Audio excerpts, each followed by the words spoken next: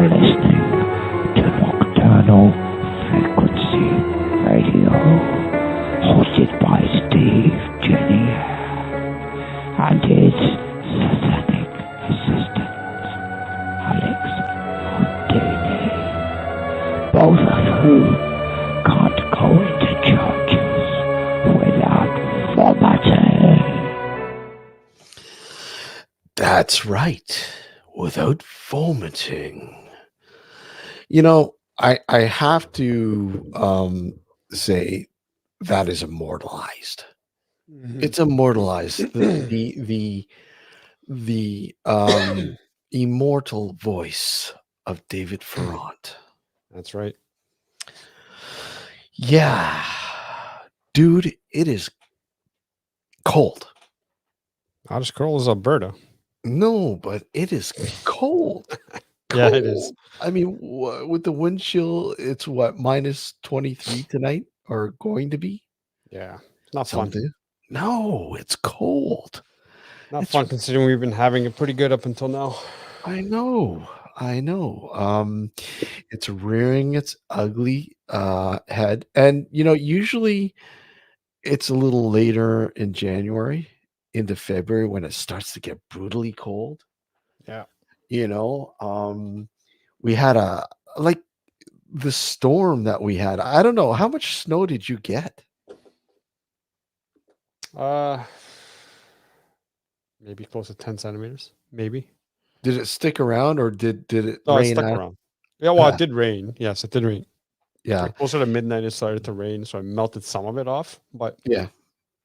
it just made things more complicated when you had to shovel the next day, right? Yeah. Well, Thankfully, yeah. my neighbor has a Snowblower. snowblower, so he did the driveway for us. He blew your snow. He blew my snow, yeah.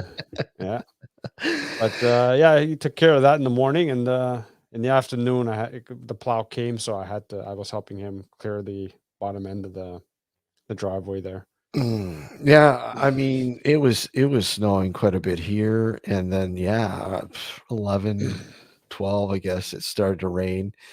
And when I got up in the morning, it was all gone. I'm like, wow, this is cool. So much for And that. ours stuck around, man. Ours Yeah? stuck around, unfortunately. No, ours left, thankfully, no snow.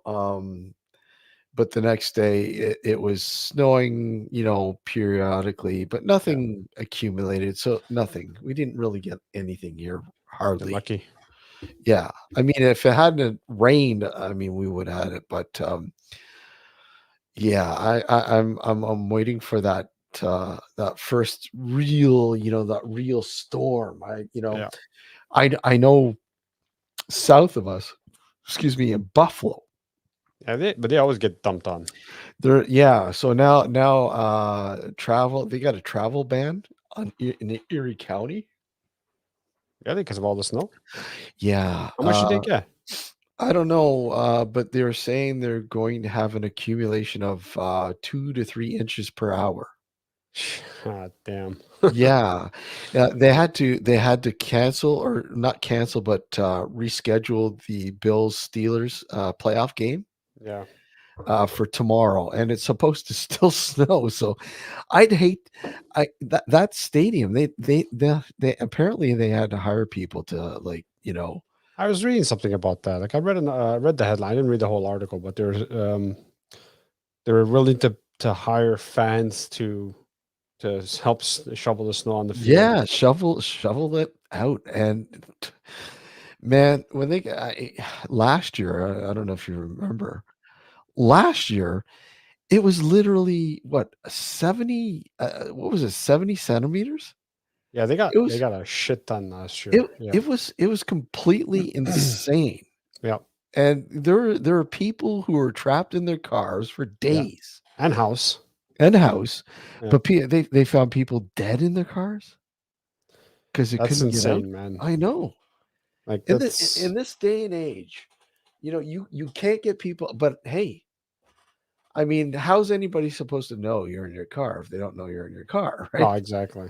And if you don't have a cell phone or whatever, oh shit, I forgot my cell phone in the house. A lot of good that does you, right? So I don't know. It was but yeah, I don't think they're going to get it that bad this round, but still, it's going to be pretty brutal, I think. You'd think after all these years they'd smarten up and put a fucking roof over the stadium there where the Bills play. Well, they were talking. Well, I think they're building a new stadium, but I don't think they're talking about dome. I mean, yeah, Why wouldn't they? They get fucking snowed in all the time. Why wouldn't they kn- fucking put a but roof? I mean, even if you put a dome on there, the people can't get to the stadium anyways. If it's gonna snow that bad, Yeah, they'll fucking wear snowshoes and go. Those guys are diehard fans, man. yeah, yeah, yeah. They got Fucking the dog snowshoes. sled and fucking just go, man. Wait a sec, I lost my snowshoes in the last store. Yeah, exactly. You know, but anyhow, tonight we have our good friend Jeremy Crow joining us again this evening. Looking forward to catching up with him, and I guess pretty much picking up what we were kind of chatting about before the last time we was on, because it was fascinating. Yeah, You it's know, always fascinating with him yeah, on. absolutely. So I mean, we're not going to waste any time. Let's bring Jeremy in here. Bring him on. Hello, sir. How are you? Hey, what's going on? How's it going? Good to see you. Good to see you guys. Yeah. Thanks for having me on. Well, thanks for coming on. Yeah, no problem. It's always great having you on. And, Jeremy, I gotta say, I got hair envy right now, man. You gotta stop. You gotta stop showing off your locks. it's very rare, Jeremy, that we have somebody with a full head of hair on the Yeah, show. exactly. And normally a male, that is most of the time we're Three Musketeer bald dudes, Yeah, whatever. boards bald. Other people like try to hide it with a hat, but Well, I'm nevertheless. glad I could change it up a little. Yeah. God, he's got more hair underneath his nose than I have on my whole face. Yeah. So Well, what's that's our esoteric talk sometimes I for the just night. shave the whole thing. What's But that? sometimes I just shave the whole thing. But Yeah. I figured while I still have it, I should probably just keep it for now. True. Good call. And you know what? If you cut it, you can always reuse it later, like crazy glue it on top. Yeah, I'll At least it'll look save natural. it. Yeah, I'll save it. Next time I shave it off, I'll save it. Yeah, there you go. Just in case I feel like wearing it. Make it into a wig. You can donate it. You can donate it too, right? Yeah. Yeah, like to us. Yeah. I need some new eyebrows. There's probably enough for both. Yeah, there you could go. share it. Yeah. Right. So I don't mind looking at what's go ahead, sorry. what's new and exciting, Jeremy? What have you been up to? Yeah, actually, I just launched a new esoteric order. Oh wow, okay. So tell us a little bit about that. It's called the Novus Ordo Luciferi. Okay. And the name of that means roughly the new order of light bearers. Oh wow, okay. So light bearer is the literal translation of the word Lucifer from Latin. Yeah. And the idea behind that is that as a Luciferian, a lot of people have this idea that Luciferians worship Lucifer. Mm-hmm. And some people do. Some Luciferians do indeed worship Lucifer. Mm-hmm. But it's not like, personally, I don't think I don't think it makes a lot of sense. Yeah. I think that, would Lucifer worship something? Yeah, You know?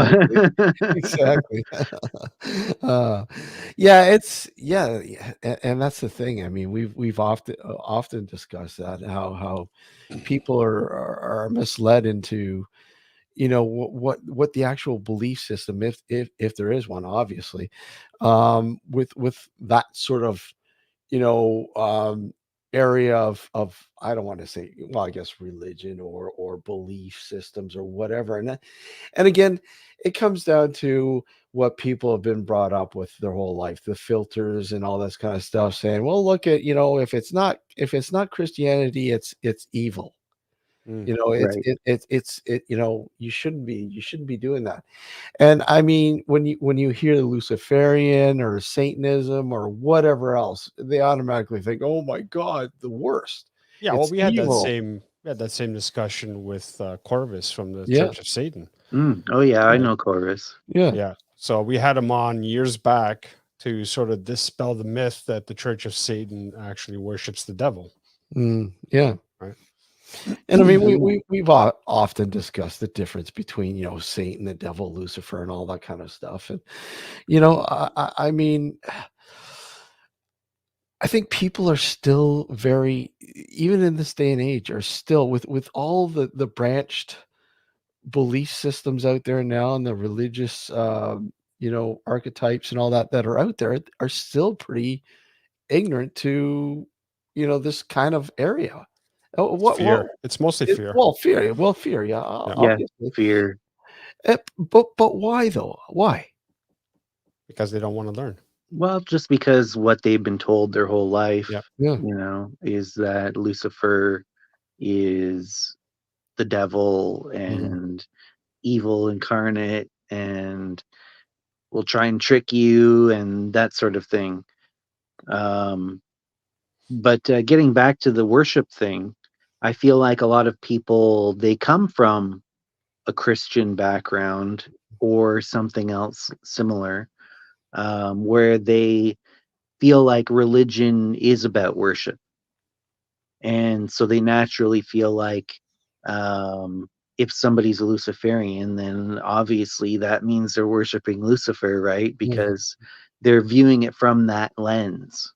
Yeah. And even people who consider themselves Luciferians, often when they first start, they'll start out by worshiping Lucifer because they feel like, oh, well, I feel a lot more, I resonate more with the concept of Lucifer, and I feel like Lucifer is reaching out to me in some way. And then they start worshiping Lucifer because that's the mode of practicing religion that they're used to. Mhm. And then later it evolves. And sometimes they continue doing it, but for me personally, as I said, I don't feel like worship is something that is uh, that goes with Luciferianism. Personally, I know that a lot of people do, but I feel like it just doesn't make a lot of sense.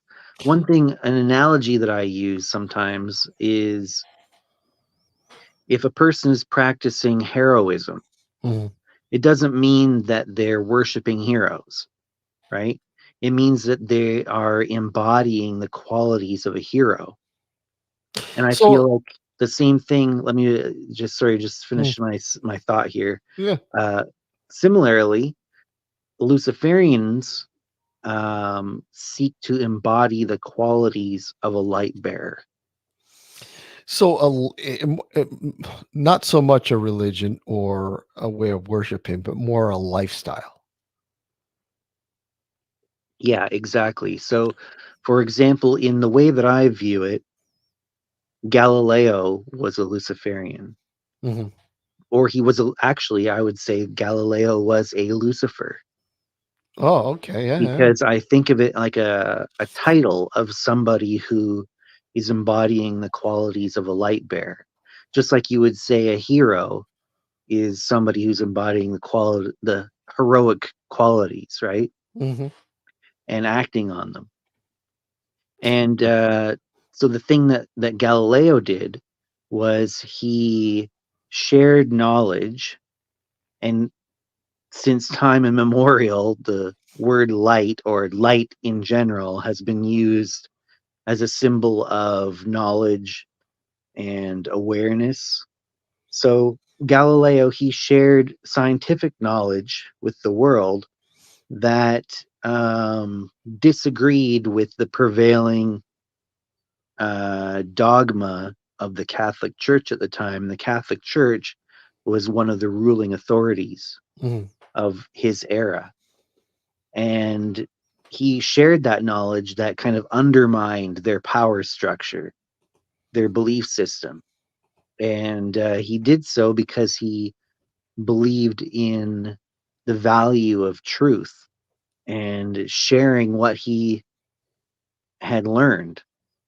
And it got him in a lot of trouble, right? Yep. And so that is kind of an archetypal pattern that I call the light bearer archetype. So, what led you down this path? I mean, where did you start out with your sort of, okay, this seems more like a true calling than say Christianity was, or where did you start with your sort of search and resolution, if you will?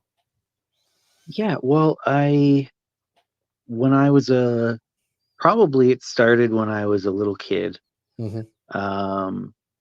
around 6 years old or so. The seeds were set, I think. So around that time, there were two main things that happened.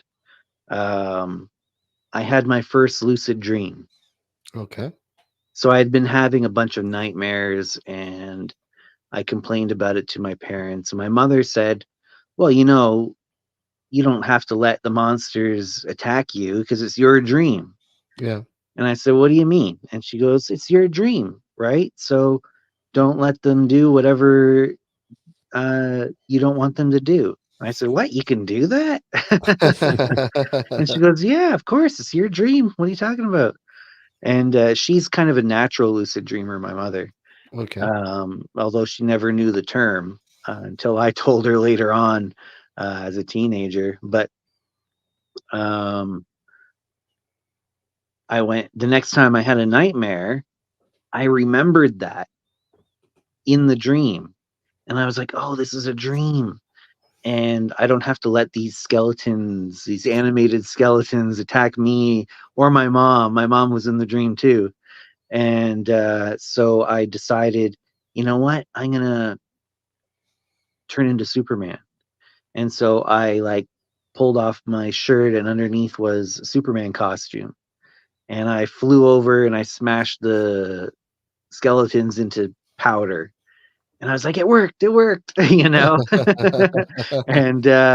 then from then on, just throughout my life, I've had random periodical lucid dreams.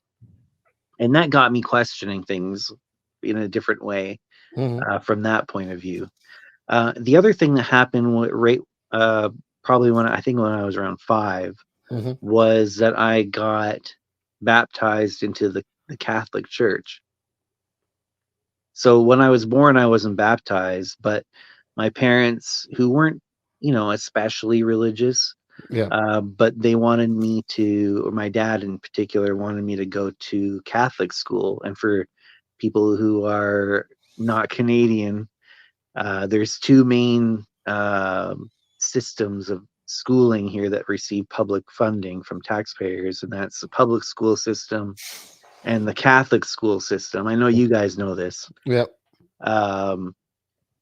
And often a lot of the Catholic schools tend to have a higher budget or higher level of education for a lot of those things.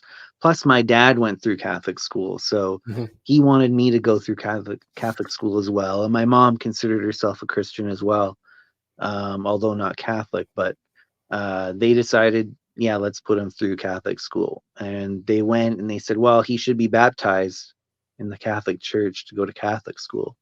So they brought me to a couple masses, and then I had a baptism that I remember. It wasn't like when I was a baby.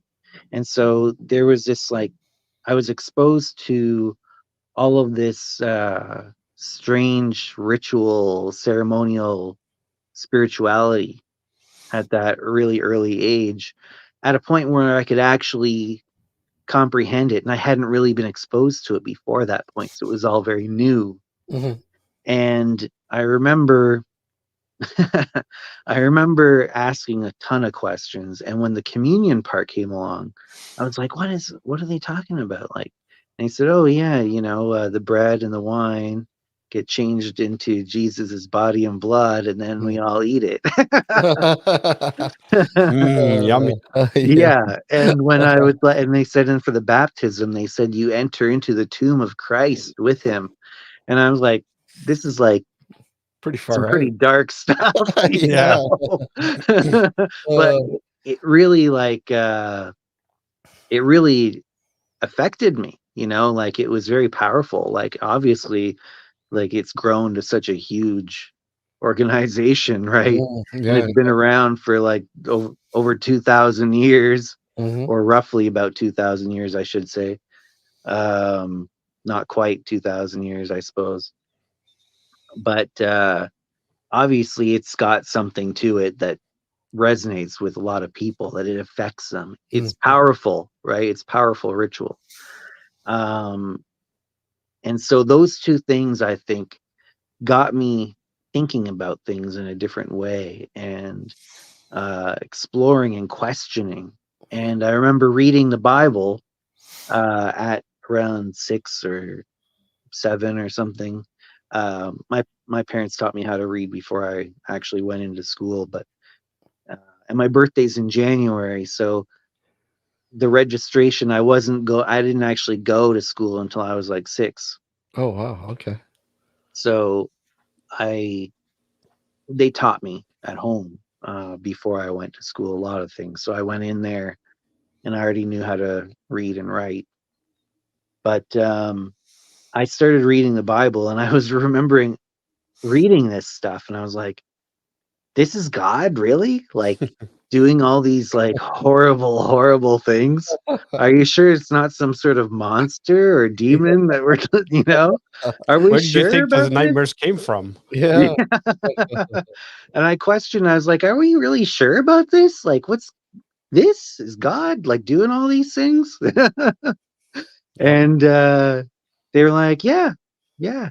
And I was like, okay, I guess, you know, but I still had that questioning. And eventually it led me to, as a young adult, um, actually, there was other things too, like my dad taught me how to read tea leaves when I was a kid, and Mhm. my grandmother did.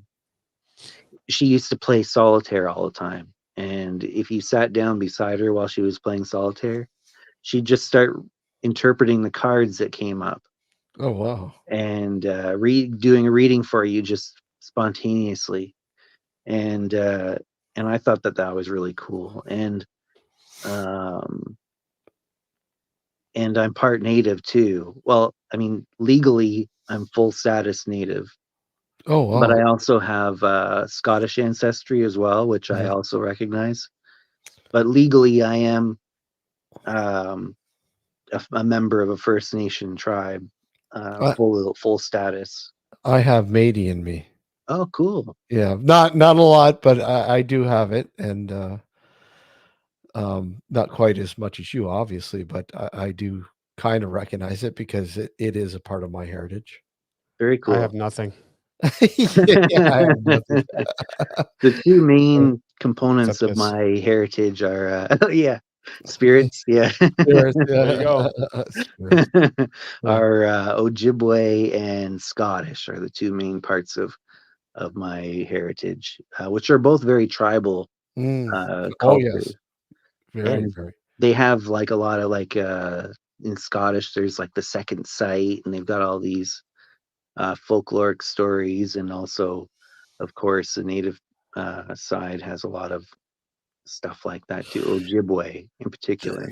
There's a lot. I mean, people don't realize how native the Scottish nation, if you will, is and Yeah. what was. I Oh mean, yeah. There's a lot of parallels there. yeah, there's I mean, they were, fighting for independence for years. Yeah. And still are. I mean, they want their independence. But yeah, I mean, yeah, exactly. There's a lot of parallels. So a lot of Absolutely. these kind of influences I had growing up, but those are the two most pivotal things, I think. Yeah. And then when I was 17, actually before that, I felt a calling to the priesthood. But Okay. by the time I hit 17 years old, I realized that the Catholic Church just wasn't it for me. Okay. I had a lot of disagreements with how they ran things, a lot of their beliefs, and I started studying various different world religions, kind of looking for, because it was like a big part of who I was, is this spiritual questioning. And What was it? Was it maybe? Yeah, I don't want to say maybe, but a huge part of it. Was it because Catholicism, or at least was an organized sort of a major organization, an organized sort of religion, and not so much. To me, when I look at Christianity and I look at Catholicism and all these major religions, and I kind of feel like they've lost themselves to a more nefarious sort of way of existence. You know what I mean? It's like I mean you really don't need to have a building to worship something. And well, the politics of it all, the politics, exactly, the politics. and like a lot of the politics ended up informing a lot of the rules. Like, I always wanted to have a family. Yeah. That's part of it. And to be a Catholic priest, obviously, you have to take a vow of celibacy. Yep. And that, if you look into the history of it, comes because the Catholic Church didn't want to give the wealth, didn't want priests to be leaving their wealth to their kids. They wanted it to go back into the church again. It was all about money, really. Yeah. And The term celibacy is very loosely used. yeah, like how many of them actually Yeah. are. Yeah. But yeah, and it just like the more I examined it, the more I realized that it didn't work for me, But I like that the idea of community and being able to share and guide people who need help, Mhm. And it really spoke to me in that way. Yeah. But I just realized that the Catholic Church wasn't doing it right. That, in my personal opinion, and Oh, it you're not the wasn't going only to one. work for me in particular. Yeah. Yeah, I mean, I grew up United Church, and I was confirmed in it. And when I was going through the confirmation sort of aspect of things, it just didn't make sense to me.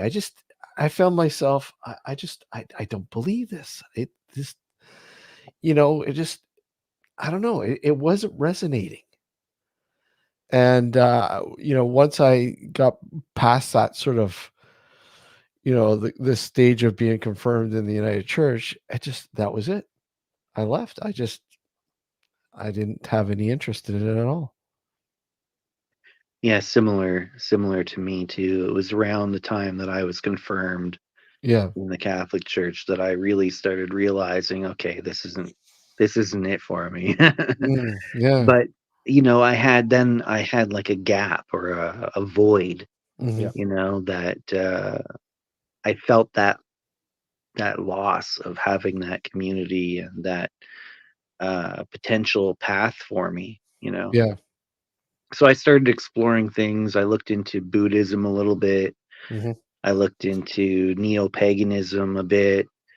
Um, at the time, they didn't really speak to me that much. Later on, I found a lot more respect for it, but Mhm. in that moment, I didn't really uh, feel like it was it for me either. Yeah. But I found um, ritual magic, Mhm. especially at the time, the type of ritual magic that was inspired by the Hermetic Order of the Golden Dawn. Mm. Okay. So, Kabbalah, and I think it was a kind of like a soft entry Yeah. because there was a lot of symbolism that already had been installed in me, right? Mm. And that I could resonate with and I could work with, but I could reframe it, and I could do it on my own terms. So you read, the likes of Madame Blavatsky and stuff like that. She wasn't Kabbalistic though. No, not Oh, really. she wasn't. Okay, no. What No. was she again? She was. Theosophy. Theosophist. That's right. That's right. Sorry. And those, the Theosophy had like a zillion terms from Hindu religion, and Okay. I couldn't, it kind of like I was like, whoa, this is a lot of new words that I don't understand. And so I wasn't really that into Theosophy, Okay. but the Kabbalah type stuff, the Hermetic Kabbalah, Okay. had a lot of stuff that I could connect with at the time. And it kind of was like a way for me into the occult realm. And so I started learning tarot at age 17. And I started practicing ritual magic that was roughly in the style of what the Hermetic Order of the Golden Dawn had started out doing. And I ended up getting Donald Michael Craig's Modern Magic, 11 Lessons in the High Magical Arts. And that ended up being like a Bible to me. In my original copy of that, I've got like a newer copy and newer edition as well. But it's like so worn because I went through that so much. And it's really elaborate stuff. Where you get into like creating elemental tools and the Golden Dawn system generally is what that's based off of, with a little bit of Thelema mixed in Okay. and a little bit of neo-paganism mixed in, but probably about 85% of it is Golden Dawn based. And so I was exploring that and practicing that and learning that type of stuff. And then when I was old enough, I ended up joining a co-Masonic order. Okay. So it's like Freemasonry, but they allow men and women equally. Okay. Yeah. I did consider joining a mainstream male-only lodge, but I realized as I was doing my research that they weren't, Freemasonry has some esoteric teachings in it and such, but it's embedded in the symbolism of the ritual. Yeah. And Sucks. yeah, and in I mainstream, speak from experience. oh yeah, in mainstream male-only Freemasonry, that every lodge, every small town has a lodge, right? A lot of the people, most of the people, the vast majority of the members don't even really discuss that. And even if they do study that part of it, that aspect of it, they basically keep it to themselves because the other members are resistant to it. It's a big boys club. That's basically what it boils down to. Yeah. Yeah, it's more about getting together with the boys, having like It's a social a aspect. social thing, doing some charity, that kind That's of basically what it thing. is. Yeah. But I realized that the co-Masonic orders, which mainstream Masonic lodges would typically consider clandestine Mhm. Freemasonry. Some people use the term fringe Masonry. But it does still have lineage back to the original stuff, through various different ways. Regardless, I realized that the co-Masonic orders tended to have a lot more focus on the esoteric side of things. Now, when you said you're practicing, what does practicing entail? Like, what are some of the things that you practice? Yeah, well, I would contemplate individual tarot cards. I would do divinations with the tarot cards. Okay. Like I would give my friends readings, and at first they really sucked. Like I remember the first couple readings I gave to some of my friends in high school. I was like, "Here, let me do a reading for you," and they're like, "Oh, sure." And then I would lay the card out, and I'd say, "Okay, this position means," and I would like read in the little booklet. I'd be like, "Okay, this is a current situation," and then a card would come down, and I'd be like, "Oh, okay, so this is the you know, the 10 of wands or whatever." And then I would look it up in a little booklet, and I would say, "Oh, okay, the 10 of wands." And then it was just a list of keywords. And I would just read the list of keywords to them. And I was like, "Does that any of that resonate with you? Or does that any?" And they'd be That's like, what I do. "No." And they'd be like, That's "No, that doesn't mean anything to me." yeah, I know. That's the way. What is that Unfortunately, supposed to mean? yeah, exactly. I Uh, you know what? I have a bunch of tarot decks, but I am not good at reading at all. Right.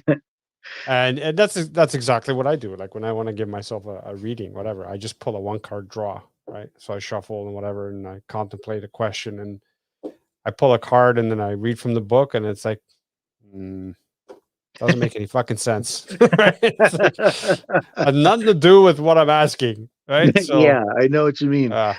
But what ended up happening is I persisted, and not Mhm. only was I just doing those readings, but I would spend time contemplating the images of each individual card. Like I would sit there and I would actually meditate on the card, and I would go through and do meditate on the various different cards in the deck. And Mm, then I found the more readings that I did, at first what ended up happening was certain keywords would pop out at me more, and I would right. kind of get an intuitive sense that those words were more um, appropriate for the particular reading. And then the next level of evolution was that I started to realize that I could weave some of these words in context with the position meaning, and keeping in mind the question that the person had asked me. I was able to start weaving it into like a narrative. Mm. And I found a lot, and people were finding it actually resonating with the questions that they had asked. I got to And get you to do so, me a reading. yeah, totally. Yeah. Yeah, man. By the way, I wanted to ask you, what deck do you use predominantly? These days, the deck that I've been using the most lately is um, the Hermetic Tarot. Okay. It's a black and white one. Who's the guy that put it together? Hudson or something like that. I have, anyway, I'll be right back. I'll grab it for you. Yeah. Sure. So how long would it take somebody who's wanting to look into this to learn how to read these? Like how So long would it take? aside from, Oh, Oh yeah, no, I've got one of those for sure, and that's the second most. I've oh, got that one too. Donald this is an Tyson's awesome deck. Necronomicon. Yeah. Yeah, Awesome I was deck. just looking through that like a couple days ago. The artwork My in that deck is phenomenal. It's pretty cool. Yeah. It's interesting the way Donald Tyson, and he's Canadian. He is creative. Yeah, so he lives in Nova Scotia, last I heard. Yes. Yeah, Steve, that's someone we should have on. That would be a good show. Yeah. And we'll he's have to got track him some down then. really cool stuff about. Yeah, Donald Tyson has been a big influence on me. There's this one book that he wrote, and I think I told you about it on the last time I came on. It was, I can't remember the original title, but the edition that I had came out and it had been updated, New Millennium Magic. Mm. And he kind of goes through um, individual numbers and symbols and common tools, and he kind of breaks them down and examines them from first principles. Oh And wow, that would be really interesting. yeah, it's amazing. And he had kind of like come to some different conclusions than what some of the traditional interpretations of some of these things were, but a lot of them made way more sense. Like, for example, and I think I mentioned this on the last episode too, but in the Golden Dawn, they have a particular way of tracing the five-pointed star, the pentagram, Okay. during rituals. And it's kind of convoluted. So they have like each of the 5 points of the pentagram is related to one of the 5 elements: earth, air, fire, water, and usually they say spirit. I say quintessence. Okay. But they would start at something and move away from it or toward it, and there's overlap. So like I can't remember exactly, but let's say the invoking air pentagram is also the banishing water or fire pentagram or something like that. So there's some that do double duty, and it's just kind of a mess, really, if you look at it, and it's convoluted. But the way that Donald Tyson uh, said makes more sense to him, and makes way more sense to me too, is that you start at the point related to the element that you wanted to work with. Like, let's say you wanted to do earth. You start at the earth point, and then if you want to invoke earth to call it forth, or to call it in, you would draw the pentagram in a clockwise motion, starting from that earth point. So And if when you you're wanted to banish the earth, then you would do it counterclockwise, Yeah, the starting other from way, earth. so Same with any of the other 4 elements. when you're doing this, when you're doing this, physically and spiritually, what is going through your mind? What is happening?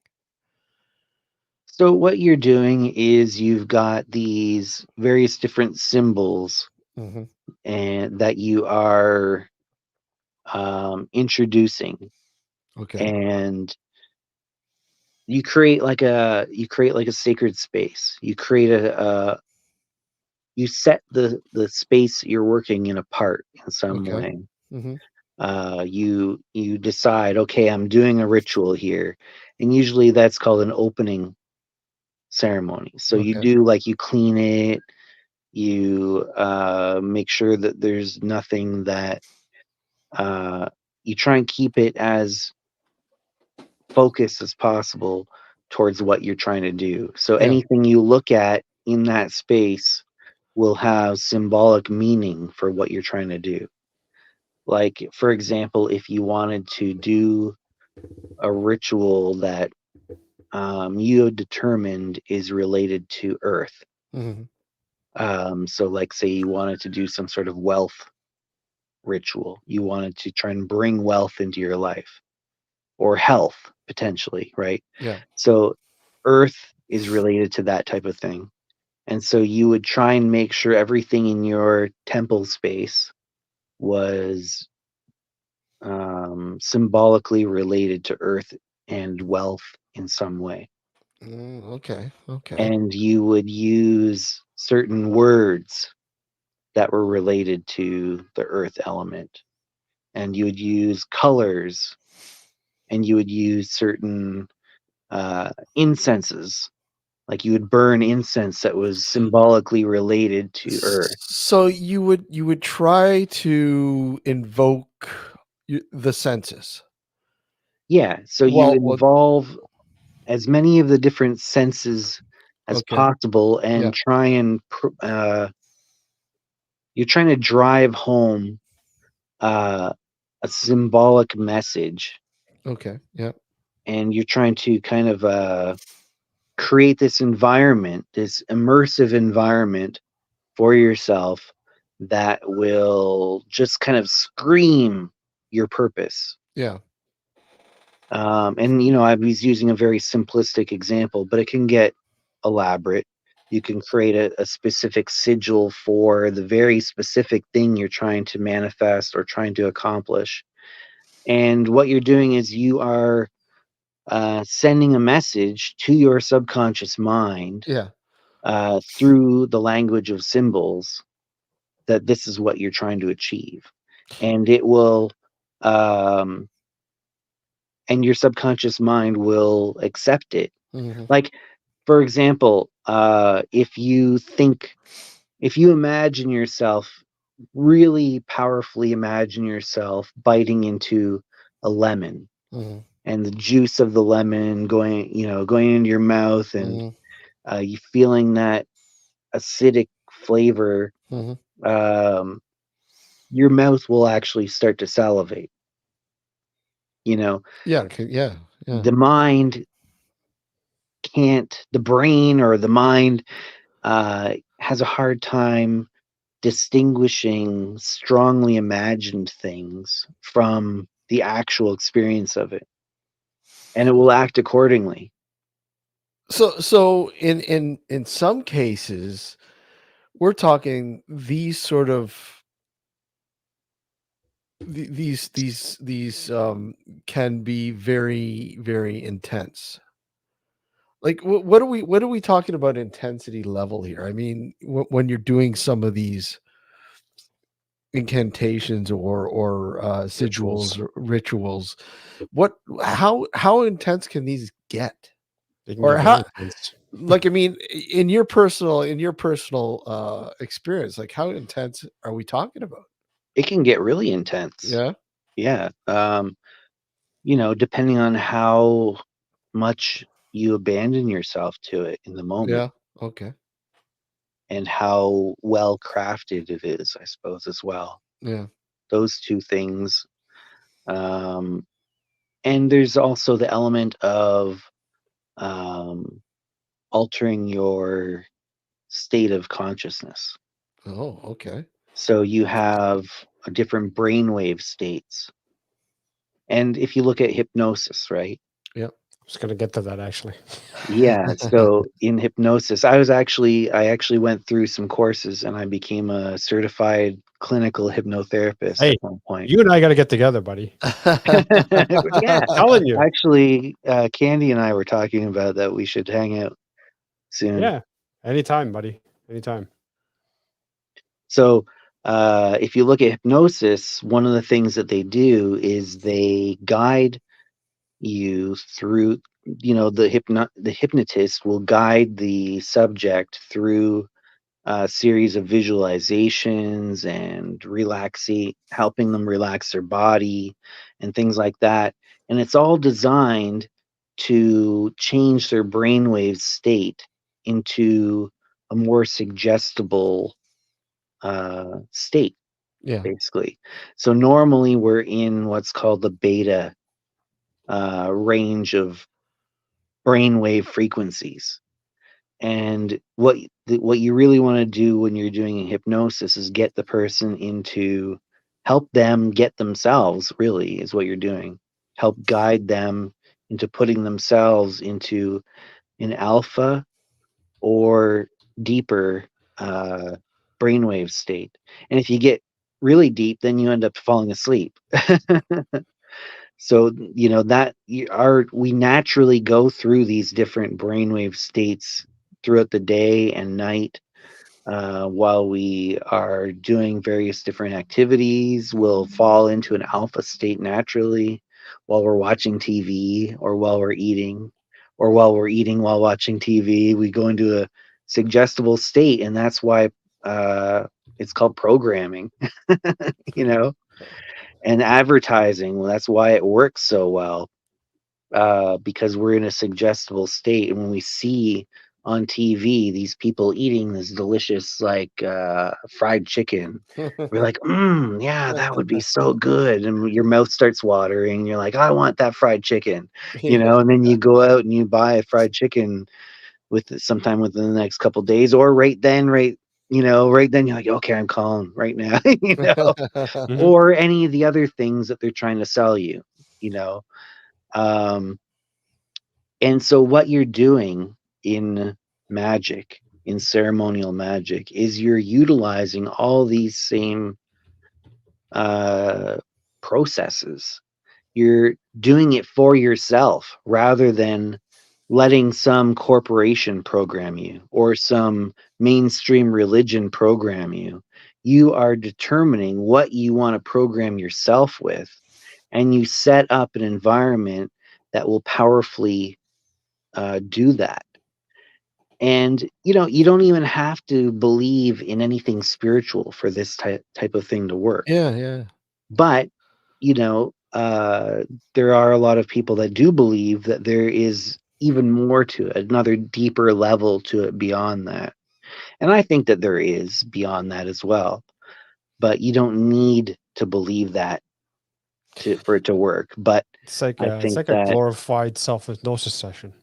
yeah, Yeah. in a very real way. Some people call it like psychodrama, Mhm. where you're doing and theater, the where that came from. A lot of that was ceremonial ritual type practices, but it was done for an audience. And how different is that from going to mass? It's a It's not. psychodrama. It's Yeah. presenting symbols to a crowd of people that are then influenced by those symbols. And so it's taking the tools of religion, marketing, hypnosis, but applying them in a very conscious way to your own self development with your own set of goals in mind. And I mean, basically, taking tools that we have known about for thousands of years, but Yeah. fine tuning them, Hmm. as you put it, like fine tuning them to a sort of a self, sort of, as you explained it. Now, how like this sort of ritual magic. I mean, how long ago? How long ago can we trace this back to? Yeah. Well, I mean, the cave paintings Yeah. potentially were depicting a successful hunt, right? Hmm. It was that them using images that were symbolic of the game that they wanted to hunt, Mm. and showing images of people successfully accomplishing those hunts. Were those intended to help manifest a successful hunt? So a Yeah. lot of people think that, well, they're recording what they saw.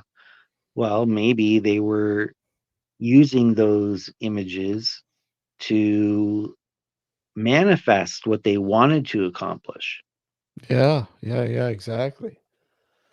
Yeah, that's using sympathetic magic, they call it. sympathetic. Okay. That Yeah. that that's intriguing. That's really It really really cares about you. yeah. Sympathetic. Yeah. Well, that certain things have Yeah. sympathy with other I know. things. So, like, I'm just being a jackass, Jeremy. yeah, I know you're joking, but so the idea is that you can set a current in motion. You can create momentum for something by utilizing the symbols that correlate to it, using language. Language of symbols. We are very symbolic creatures, Hmm. and basically everything. Our whole experience is symbols. And we talked about this last time where I was talking about interpreting everything as a dream, Yep.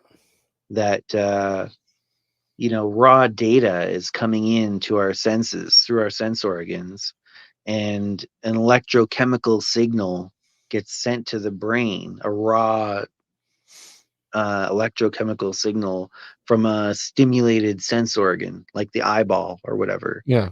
And then that raw data gets processed through a series of filters where It's learning to detect meaningful patterns in that data. And then when it does detect meaningful patterns in the data, it will render that meaningful pattern in a symbolic way as an object of some sort and present it to the conscious mind or the point of awareness as an experience. And it So discards the rest.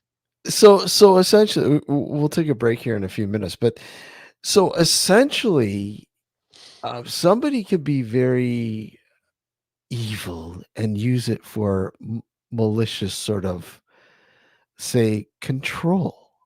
Not could, are. Yeah. True. Absolutely. But That's I what's mean, happening every, yeah, we've been talking about it, like yeah, like example, marketing, yeah. that people trying to manufacture the sense of needing the product that they want to sell you. Yeah, true. How do you think microwaves became so popular? We don't have a microwave here. I mean, You're probably one of the few that Yeah. don't have a microwave. and I mean, we could essentially, obviously, say the government as well. The government has probably used us. Oh yeah. You Like, know. why does a judge Mhm. sit so high up above everybody else and wear robes? Yeah, And why do you have to stand when they walk in the room?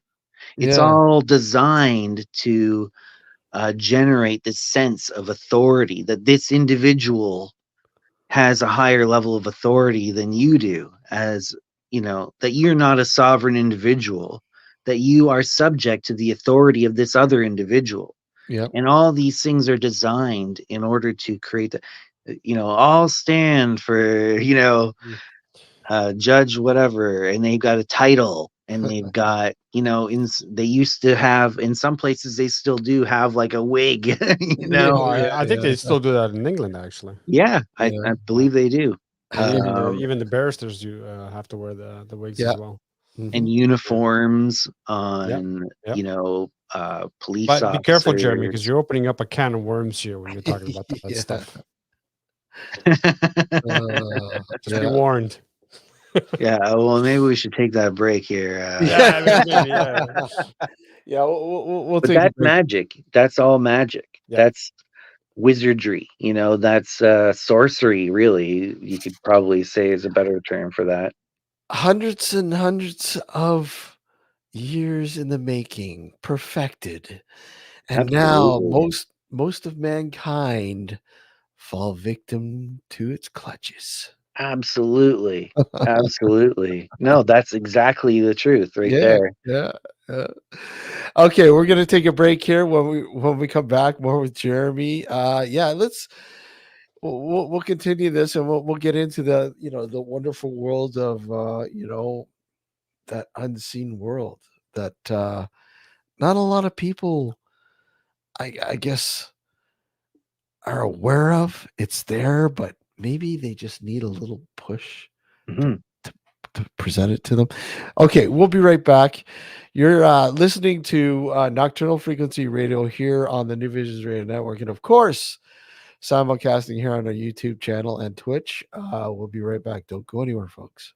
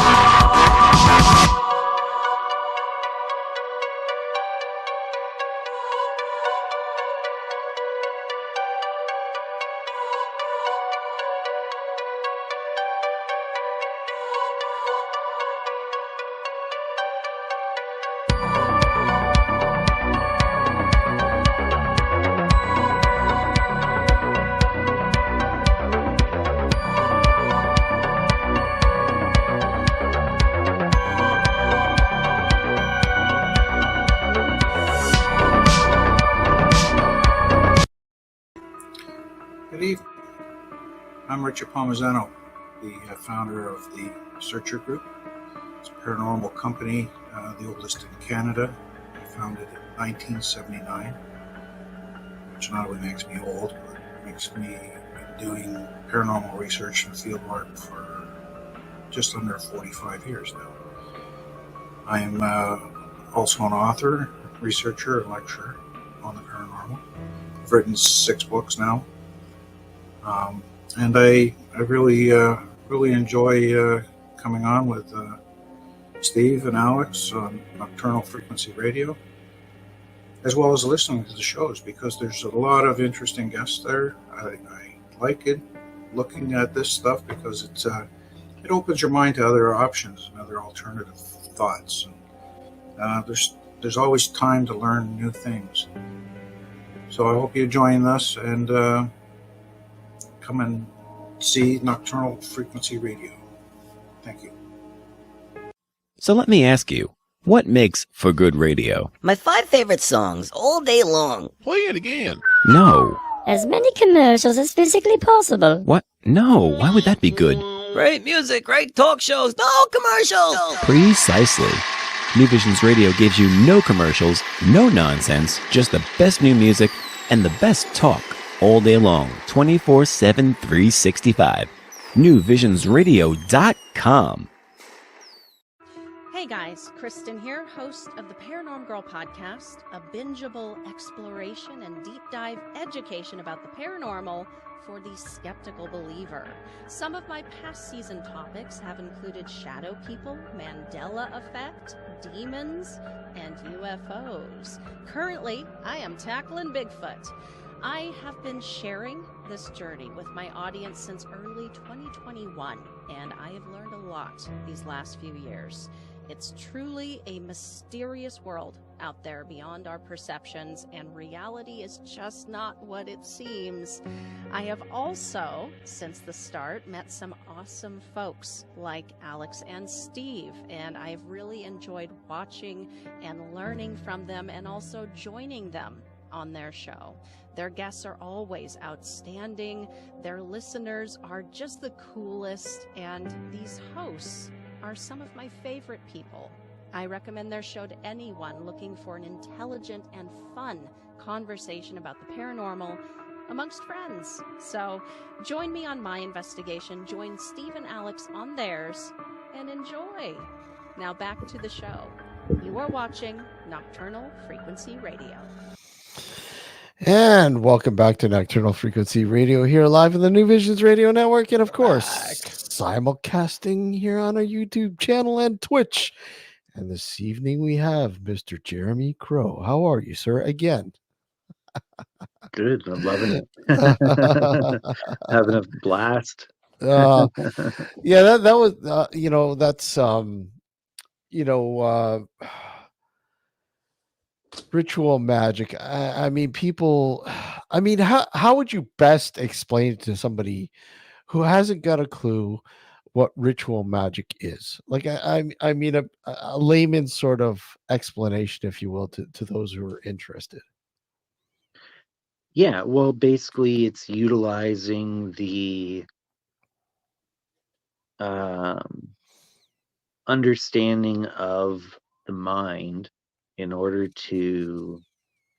It's actually taking the tools of religion, marketing, and self-hypnosis, and or hypnosis, I should say, and instead of being subjected to it, you are consciously utilizing it to program yourself in the way that you want to program yourself. Yeah, program. I do believe that there's more to it than that, but that's kind of like the surface level. That to begin with, that's how you can see it as a type of psychodrama that you're utilizing to implant certain concepts and goals into your subconscious mind, which will then work their way through the rest of your being. Now, when you're practicing ritual magic, Jeremy, does it open doors to say something that you completely unexpected, like maybe a whole new level, a whole new realm that you discovered, and you're like, wow, okay, this is intriguing. What is this? Yeah, absolutely. So I feel like it's not just ritual magic that does that. There's Mhm. other things too, like Yep. lucid dreaming. Mhm. I'm huge into dream work, and it's opened my mind to a lot of different things and concepts and ways of looking at the world that I wouldn't have necessarily even contemplated. Um, Astral projection is related to that as well, Mhm. or the out of body experience that's done intentionally or intentionally produced. So one of the things that happened to me when I was having a lucid dream, I was having a regular non-lucid dream where I was just kind of sitting facing a friend, not somebody that I actually knew in the waking experience, but in the dream, it was a friend that I was having a conversation with, and he was sitting facing me as well. And during that conversation, I just spontaneously realized that I was dreaming, and I said to him, "Did you know that this is a dream right now?" To the other dream character, and he stopped and he thought, and he was like, "Hmm. Okay, well, if this is a dream, is this your dream or is Yeah. this my dream?" Yeah. And that kind of threw me for a loop because I was like, a dream character is saying this, a dream character is asking this question, and I kind of didn't know what to say. I was like, you know, the knee jerk reaction is say, "Oh, no, it's my dream, of course, and you're not real," or something, right? But then I kind of just threw the question upwards toward, symbolically upwards towards the highest, most pure, undifferentiated part of myself, of my mind that I could Mhm. conceive of. And I just said, help, and then I got a flash of inspiration and epiphany. Mhm. And I said to him, I know the answer. I said, if this is a dream, it's just as much your dream as it is my dream because we are one. Yeah, yeah, yeah, And exactly. then he stopped and thought about it for a second. He was like, hmm. And then he was like, ah. And you could tell he had that epiphany as well. And then our consciousness united. And then we could see from each other's perspective, for each other's point of view. And because we were facing each other, it ended up being like a panoramic experience where we could see in both of us through each other's eyes simultaneously, and it was like a panoramic kind of uniting of consciousness, and I woke in that state, and then I got up and I had to go to work. That sucks. Yeah. And so I was in That's Toronto that's at the almost time. Yeah. it's almost like a different aspect of your personality that you were talking to. Almost Mm. like an alter ego. Yeah, well, I'll break it down in a minute here, but then I went on to I got on the subway to go to work in Toronto, and I'm sitting there on the subway and I'm looking around at all these other people, and I'm thinking to myself, how much of that, what I realized about dreams, is actually true in the waking experience as well. Mm. And it's like, and it started getting me thinking about things. I was like, well, a lot of, if you look at psychology, and when people interact with other people, a lot of the time, they're actually interacting with parts of themselves, and they're projecting those parts of themselves onto somebody that could act as a proxy for Mm. them to interact with that part of themselves. And they're not really seeing that other person. They're seeing what that other person can represent about themselves without consciously realizing it. Now here's a crazy thought. Well, I don't know if it's crazy, but what are your thoughts, Jeremy, that we are a part of a loop, a part of a process that's happened to us over and over again? You know, we talk about consciousness, we talk about astral projection, we talk about lucid dreaming, we talk about deja vu, we talk about all these things, and then you look at how technology is moving now, and you see AI, and the thought that it's only a matter of time before they converge, and our thought processes aren't going to be just ours anymore. Are they? But I mean, do you think mankind has already gone through this several times, and it's just an evil loop? Kind of Yeah. like, I want to say like the Matrix, but I don't want to say like the Yeah. Matrix. But I mean, do you think that we have been through this before?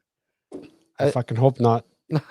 Yeah, The empire never ended. yeah. Fuck. That was a famous quote from Philip K. Dick. Yeah. And he felt that we're just kind of repeating the same moment over and over again. Yeah. And it just kind of, the actors maybe change, but the roles are the same. Hmm. And Philip K. Dick was a prophet, I think. Yeah.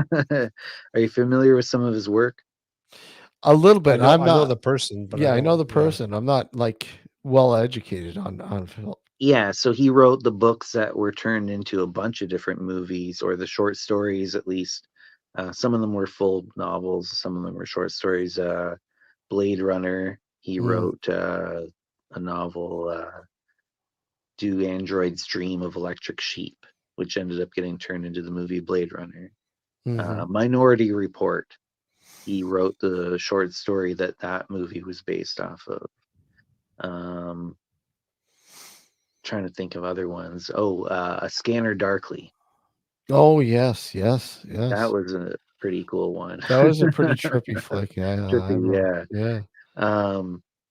And he's made such an impact. I feel like Vanilla Sky was probably Oh yes, yes. inspired by Ubik, a book that he wrote, Ubik, which it Okay. wasn't credited as inspired by, but I see so many of the same themes between Vanilla Sky and Ubik that I feel like it'd be a crazy coincidence if they weren't, if the movie wasn't inspired by it in some way. One of the reasons why I asked that, Jeremy, is again, when you think about us, humanity, but our sort of non-physical being, like our energy and our thoughts, our energy, and when you go into lucid dreaming and astral projecting, and these dream characters, it's like it's almost like we are we're patched into this greater sort of being or energy that kind of plays out. And you hear the analogy all the time, like the internet. Yeah. And more how we're becoming so much more in tune to this and becoming a part of it, that is like, I mean, when you look at advances in technology, I mean, what is next? Realistically, what is next? I mean, yeah, we can patch into the World Wide Web, and we can like do all this wonderful stuff, and be creative and everything else. But I mean, I mean, smartphones, but realistically, what is next technology wise? I mean, where can you see this going? Yeah, it's a little scary. Yeah. But I could take a few guesses. Yeah. I mean, augmented reality is gonna probably end up being huge. Mm.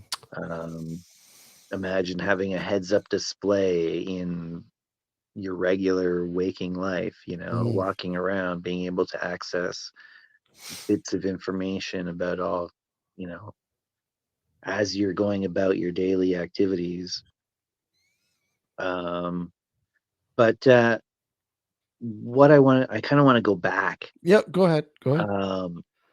And explain one of the major breakthroughs that I had in relation to that story that I had about the conversation I was having with the other dream character. Okay. So I don't say with one of my dream characters. I say with another dream character, because I was one of the dream characters in the dream. So this is the big realization is when you are when you're experiencing a dream, the dream character that you're experiencing the point of view through. So when you're having a dream, usually you're experiencing it through the point of view of one of the dream characters within that dream. Yeah. But even when you're lucid and you realize that you're dreaming, you think that dream character who has become lucid of it being a dream believes that they're the dreamer. They're not the dreamer. They're the dreamed. Oh, wow. Okay. So when there's a dream happening, there's a dream experience happening, and it's through the point of view of one of the dream characters. That dream character isn't you, and everybody else is another dream character that's not real. That dream character is one of the many dream characters that are being generated by the dream. It's not that character in the dream isn't generating the dream. It'd be like saying Mario is generating the game, when Mario is, Super Mario is a product of the dream. He can't create the game. He's in the game. He's a projection of the code that the game is playing out. All the characters in the dream, when you have a dream, all the characters in the dream, including the dream character whose perspective you're experiencing, are all projections of the mind that is dreaming. And you can switch to a different character within the dream. You can switch perspectives. So you can change your point of view. Like, say you're having a lucid dream, then there's another dream character. You can swap over into that other dream character and experience the dream through that character. That's crazy. And so now who's the dreamer? Is it that new character that you're experiencing the dream through, and the dream character that you were just a moment ago experiencing the dream through? Is that now just a non-real, character, dream character? It's just as much of all of the dream characters are projections of the mind that's dreaming. None of them are the dreamer, or all of them are, you could say. So these projected dreamers, or these projections, some of them, are we talking familiar, or they're made up, and they're just like some sort of represent some sort of, I don't know, maybe mood, or somebody, a flyby person that you might have, walked by on the street, like, what would you say a lot of these are? They're all aspects of the mind of the dreamer. They're all projections of aspects of the mind of the dreamer. including the one whose perspective you're experiencing the dream through. It's just one aspect of the mind that's dreaming. So you get so caught up in experiencing the dream through that character that you think that character is you. But it's not. Well, it is, but so is every other dream character and every setting and every context situation is also an aspect of the mind that's dreaming. It's You almost like you're think creating a whole new universe, and you're just sort of absolutely. yeah. Absolutely. And you think you get so caught up in the narrative of it that you think that you're the dream character whose perspective you're experiencing the dream through. But you're not just that dream character. You're every dream character. And you are also every setting. And you're every situation and context. Like, it doesn't even have to have like a visual representation, or it doesn't have to be an object. It could be a context. The context itself is a projection of an aspect of the mind of the dreamer. But you get so caught up in the narrative of it, even if you realize that it's a dream, you still end up usually thinking that the dream character that you're experiencing it through is you. And you think that character is dreaming everything, when really that character is being dreamed. You'd be in a lot of trouble if you brought this back to reality, or back to the conscious sort of, realm. Yes, You're like, exactly. wait a sec. How many personalities does this guy There have? you go. Oh, how about like there you go. Yeah. How about this? What we live in now is probably a dream, and we're just characters in someone else's. But that's it. That's exactly it. Yes, we're so caught up in the narrative of it that we see ourselves as separate objects. Steve, you're not real. Well, just when you thought you're in control, you're not really in control. Exactly. Who's steering the car here, man? Like, come on. Yeah. Jeremy, you're not the say it to yourself. Don't just say it to Steve, say it to yourself, Alex. Wait a second. Wait a second. Wait. Jeremy hasn't this shown is a dream? up yet. Wait. I wish my hair grows back. No, oh God. But is it your hair? No. Never my hair. This is your hair too. Wait a sec. I don't have any more hair to pull out. Yeah. But that's an interesting take. I mean, that could go so many layers deep. Well, yeah. Yeah. Because exactly. As I said earlier, I mean, we could theoretically be the dream that someone else is dreaming, and we're characters in that dream. Well, Alex, H.P. Lovecraft, right? Mm-hmm. You know the character in H.P. Lovecraft stories, Azathoth, right?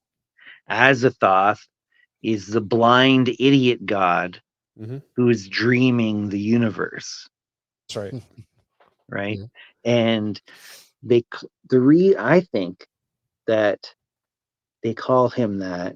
Well, I mean, H.P. Lovecraft may not have intentionally put this in there, but interpreting this symbolically, I think a lot of H.P. Lovecraft's stories were modified dream journals of his, right? So he had a very rich dream life, and a lot of the stories that he wrote were heavily inspired by dreams he had.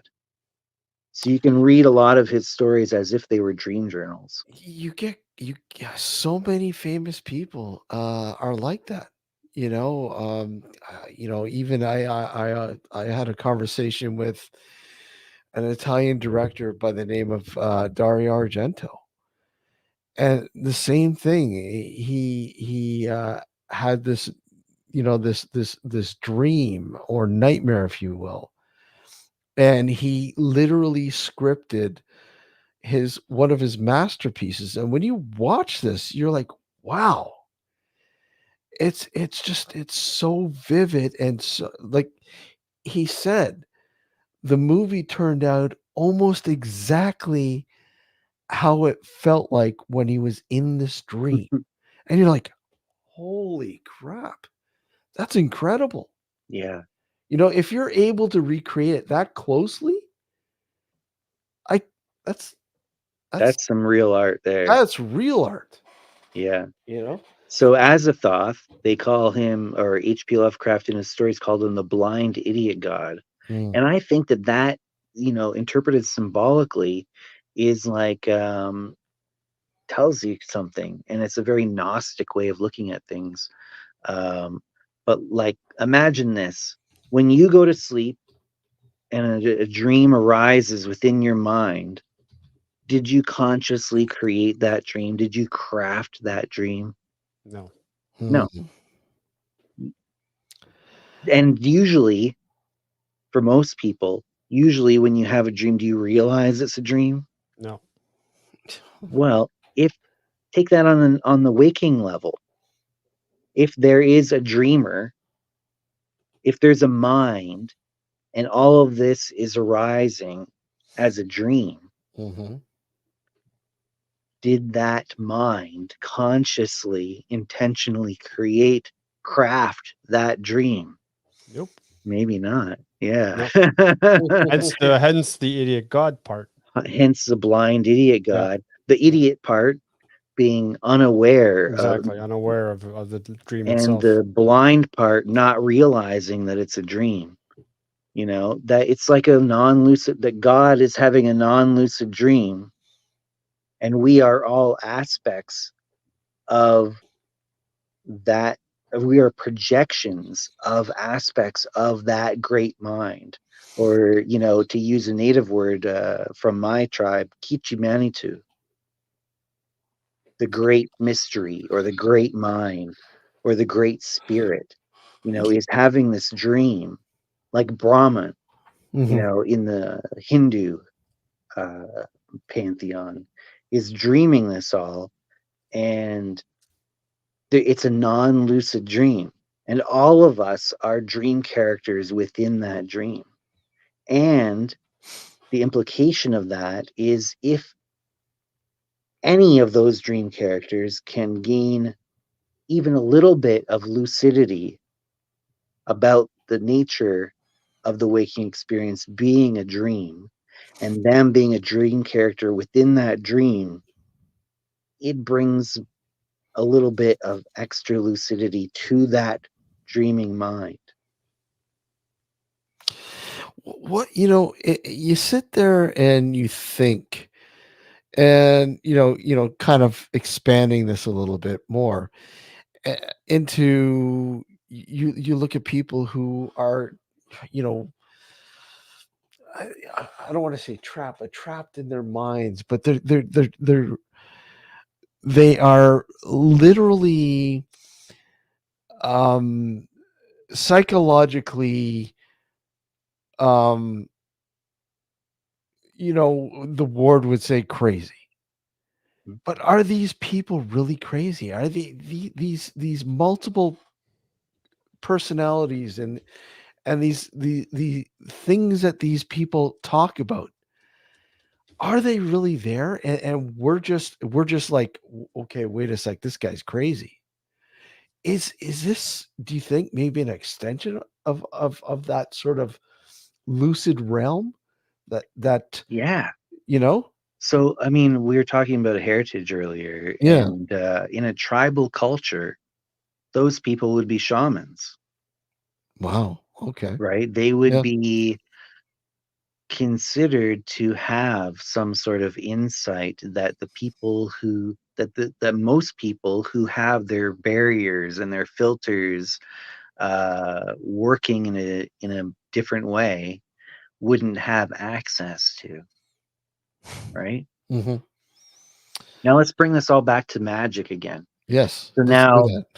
if you are having your own personal, you go to sleep and you dream, Yeah. and it's a non-lucid dream, and you believe you believe it to be a waking experience, that the character that you're experiencing the dream through believes it to be a waking experience, Hmm. And then suddenly there's a lucidity moment. The dream character realizes it's a dream. Mhm. And suddenly, in an instant, things that the dream character moments earlier believed to be completely impossible now become easy. Flying, walking through walls, you know? Bring this to the waking experience, if you think of it as um, your own personal dreams, almost like playing a game solo, Mhm. and the waking experience is like playing a game, an online game, where all of the different people are co-creating it. So that creates, if there's a consensus, then that creates rules. In a sense, it creates constraints. So there's more persistence and more consistency in the waking experience dream compared to the personal dream, where it's a lot more flexible and such. But we can still apply these ideas. Now, if you realize that the waking experience is a type of dream and that you are a dream character within that dream that's being had by a higher order mind, a Yeah. higher dimension, or the Yeah. kitchen Manitou, then things that you once thought were impossible now actually become potentially possible. Possible. Not Yeah. necessarily flying, but now you think, do I have to continue with this same narrative that's been playing out? Don't go jumping off any cliffs and thinking you can fly. Right. Exactly. Yeah. Yeah. But can I do something that Jeremy would never do? Yeah. Yeah. Exactly. It frees you. It allows you to realize, oh, all these different possibilities actually exist and are real. I can actually do all these different things, and it allows you to open up your mind to a lot more possibilities than you would have potentially considered, that you might have thought were impossible before. But then you realize, I can actually do all these different things if I decided to, um, even if it's against the character that I've been playing, even if Mm. it's even if it's outside of the role that I've been playing this whole time. Yeah. I mean, you could use that in so many facets of life, and people do. People probably do, right? I mean, they are wise to this kind of thinking and do apply this to their everyday life, Yeah, and maybe, magicians do. And yeah, there's people that are doing it without calling it that. They don't realize what exactly. they're doing. They don't realize they're doing it. I mean, when you, Everybody actually is doing it. yeah, I mean, Everybody is always doing it. But the thing is, they've been so programmed by these mm, external entities, yeah, mainstream religions, mm, marketing teams that uh, your family members, yeah, people that you feel like you've got these commitments to, and any of these things, right? mhm. Uh, they've all programmed you to think in certain uh, permissible avenues, right? Yeah, it's I mean, And so you're creating within those parameters that you think you have to create within, even on a subconscious level. It's Shackles, that man, the, shackles. the social construct, yeah, right? Or the social, you know what I'm saying?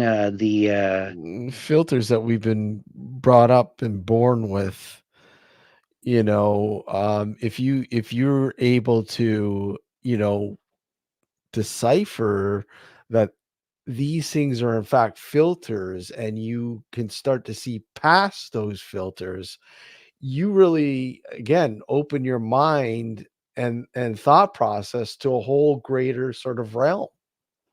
Yeah. You And know? I see the comment that's highlighted there. Yeah.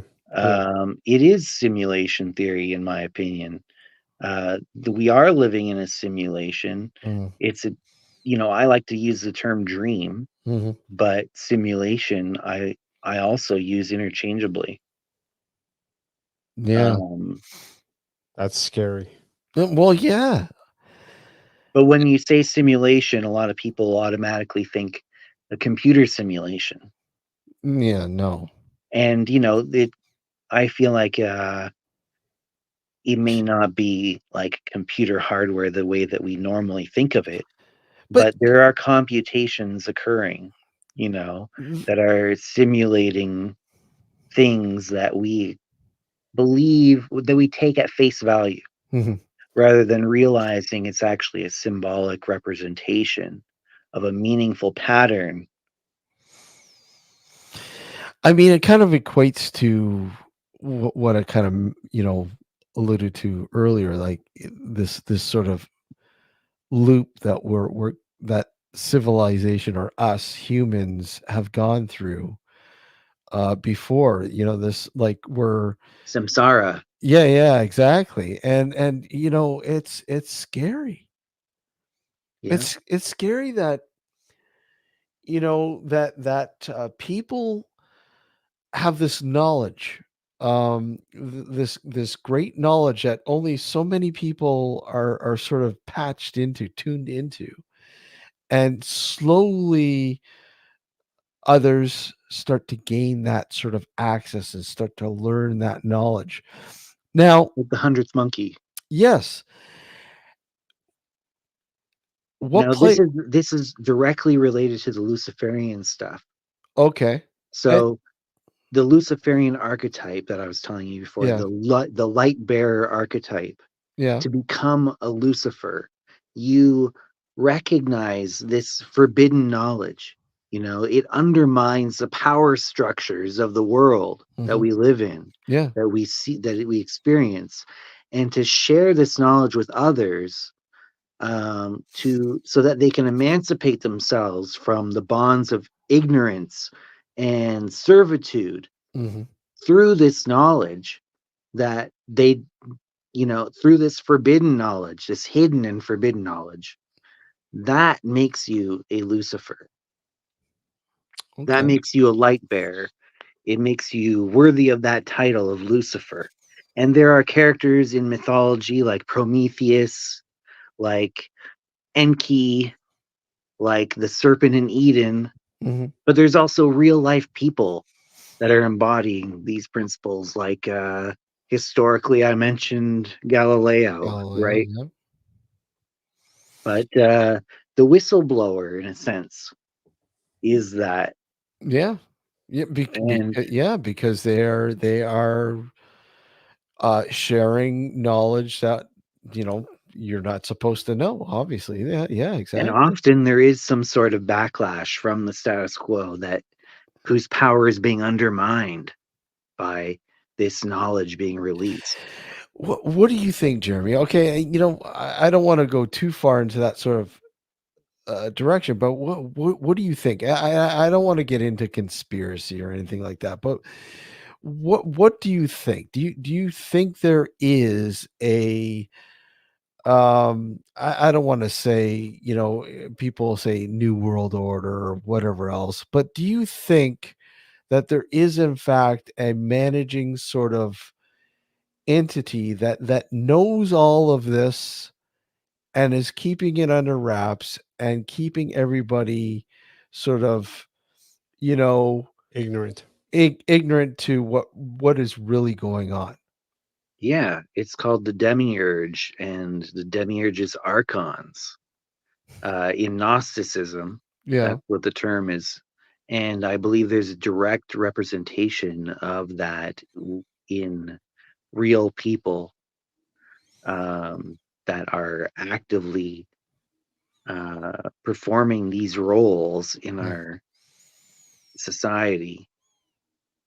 And yeah, I believe that is absolutely the case, and it always seems to have been the case. And I mean, what drives me nuts too is that when you do sort of figure things out, you're again, you're going against the grain, and you're like anything else in life, any area that you work in or whatever else, you are blacklisted. Yeah. You know too much, therefore we have to move you Yeah. or And remove you. this is actually one of the reasons that I created the Novus Ordo Lucifera, Okay. is to create a community where I can share this knowledge Mhm. with others, pass the torch, Yeah. Prometheus's torch, pass it on to others to preserve this knowledge. And also, I wanted to create it in such a way that, if necessary, it could switch to operating underground, because there are dark forces at play. Yeah, yeah, absolutely. Some areas of the world you could not openly talk like this. No, exactly. Already in this world right now, Mm-hmm. there are areas of the world where you would face severe Yeah. repercussions for talking like we're talking right now. Mm-hmm. And that may be the case. That may happen. And You so never know. what I'm trying to do with the Novus Ordo Lucifera is take everything that I've learned, Mm-hmm.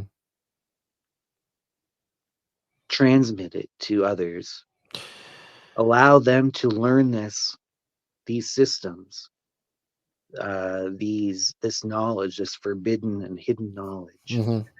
to also transmit it, to pass the torch forward, to, even in secrecy if necessary, for the survival of it, for the greater good of humanity. So so how long have you had this order up for now? Like how long have you been, since you its inception, and what kind of reception have you had so far? Well, I've been developing this material for like Since I've over known you. basically my Yeah. entire life, Yeah. 40 At the very years. yeah. He's really And 1,024 years old. Yeah, he is. He's He's looking very off. old. He's awfully looking good for being 1,024 Yeah. years old, folks. Here, no. well, I just turned 46, and it was around when I was about 6 when I first started getting into this. So about 40 years. Hey, I was about the 17 when I got really serious about studying and practicing occultism. So about 30 years if you count from there. Yeah. at the risk And of sounding sacrilegious, What? he is the embodiment of Jesus Christ. I have gotten that before. I've had other people say that I look like Jesus or whatever, Yeah. without the glasses. Yeah, there you go. I just started wearing these like in the last year. But yeah, so I've been building this, and I've been developing and evolving these concepts for decades. But Mhm. I find in this format, the Novus Ordo Luciferi was launched on December 21st, the winter solstice of 2023 that just passed. Okay. So Yeah, less than a month ago. I do remember you announcing that. Sorry, I do remember you announcing something. Yes. So I've gotten some pretty good response from it. I'm organizing it through a Patreon Hmm.